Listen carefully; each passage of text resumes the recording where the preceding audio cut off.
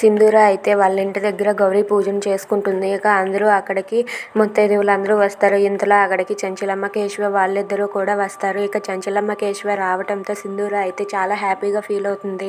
మా అత్తమ్మ వచ్చింది అని చెప్పి చాలా సంతోషిస్తూ ఉంటుంది.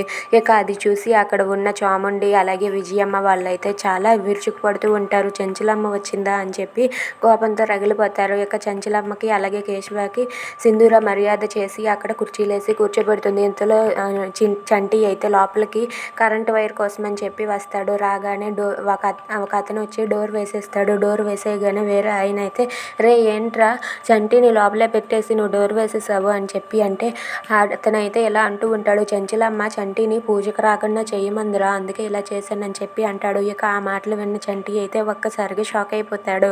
ఇక బయట అయితే సింధూర గౌరీ పూజను చేస్తూ ఉంటుంది. అలా గౌరీ పూజను చేస్తూ అక్కడ ఉన్న పంతులు గారు అయితే ఇలా అంటూ ఉంటారు, అమ్మ మీ ముత్తైదువులందరూ కూడా ప్రతి ఒక్కరూ మీ నల్ల పూసల్లో నుండి ఒక పూసనైతే ఇవ్వండి అమ్మ ఈ అమ్మాయి మంగళసూత్రానికి అని చెప్పి అంటారు. దాంతో అక్కడ ఉన్న వాళ్ళందరూ కూడా ఒక్కొక్కరుగా వచ్చి ఒక్కొక్క పూసని ఇస్తూ ఉంటారు. ఇచ్చాక చంచలమ్మ కోసం సింధూర అయితే ఎదురు చూస్తుంది. అలా ఎదురు చూస్తూ ఉన్నా సరే చంచలమ్మ అక్కడే అలా కూర్చుని ఉంటుంది.